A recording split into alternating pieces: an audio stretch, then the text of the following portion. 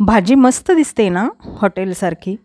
तर ही भाजी आहे मलाई मेथी मटार पनीर। चला तर मग बघूयात ही भाजी कशी करायची ते।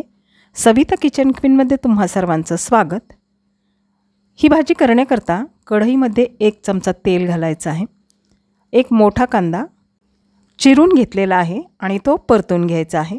कांदा हा तुम्ही लहान मोठा कसाही चिरून घेऊ शकता।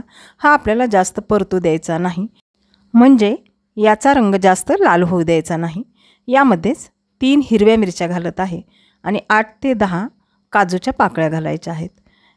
हे देखील आपल्याला कांद्याबरोबर मस्त परतून घ्यायचं आहे।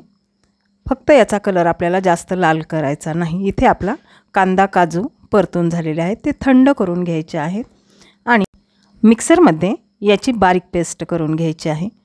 या भाजीची ग्रेव्ही आपल्याला पांढरी ठेवायची आहे।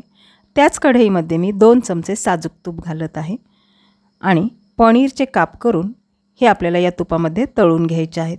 इथे मी 250 ग्रॅम पनीर घेतलेलं आहे। पनीर तळताना गॅस हा लहानच ठेवावा, म्हणजे पनीर करपणार नाही आणि दोन्ही साईडने आपल्याला लाल पनीर तळता येईल। पनीर तळल्यानंतर हे असे निथळून घ्यायचे आहे आणि प्लेटमध्ये काढून घ्यायचे आहे। भाजीमध्ये पनीर टाकल्यामुळे भाजीची चव एकदम लाजवाब लागते। त्याच कढईमध्ये मी 1 चमचा तेल घालत आहे आणि थोडेसे जिरे घालत आहे। यामध्ये लसणाचे तुकडे घालणार आहे। 8-10 पाकळ्यांचे तुकडे केलेले आहेत। यामध्येच फ्रेश मटार घालणार आहे आणि तेलावर हे परतून घेणार आहे। मटार तेलामध्ये टाकले की ते कढईच्या बाहेर उडतात, म्हणून त्यावर आपल्याला झाकण घालायचं आहे किंवा झाकण ठेवायचं आहे। त्यामध्येच 1 गड्डी मी बारीक चिरलेली मेथी घालत आहे। ती स्वच्छ धुवून निवडून घ्यायची आहे आणि ती देखील यामध्येच परतून घ्यायची आहे। तुम्ही मटार वेगळे असे उकडून घेऊ शकता। इथे मी कुठल्याच मसाल्यांचा वापर केलेला नाही, खडा मसाला देखील कोणताही घातलेला नाही, तरी देखील याची चव खूप छान लागते। यामध्ये आवडीनुसार तिखट आणि चवीनुसार मीठ घालायचं आहे, परतून घ्यायचं आहे आणि कांदा काजूची पेस्ट घालायची आहे। कांदा काजूची पेस्ट घातल्यानंतर गॅस हा आपल्याला लहान ठेवायचा आहे। काजूची पेस्ट घातल्यामुळे ग्रेव्ही ही बुडाला लागते, त्यामुळे गॅसची फ्लेम ही लहानच ठेवायची आहे। ग्रेव्ही चांगली परतल्यानंतर यामध्ये आपल्याला पाणी घालायचं आहे। मिक्सरच्या भांड्यामध्ये मी थोडेसे पाणी घातलेले आहे, म्हणजे ती ग्रेव्ही आपल्याला घेता येईल आणि पुन्हा थोडेसे पाणी घालत आहे।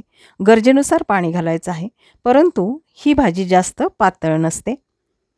भाजी चांगली उकळू द्यायची आहे आणि उकळल्यानंतर यामध्ये आपल्याला तळलेले पनीरचे काप घालायचे आहेत। मिक्स करून लहान गॅसवर ही भाजी आपल्याला 5 मिनिटे शिजू द्यायची आहे।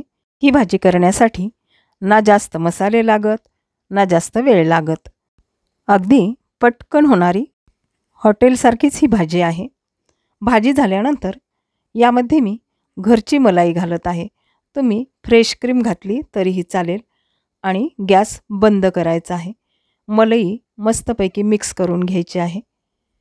इथे आपली मलाई मेथी मटार पनीर तयार झालेली आहे। तुम्ही नक्की करून पहा आणि कमेंट करा। धन्यवाद।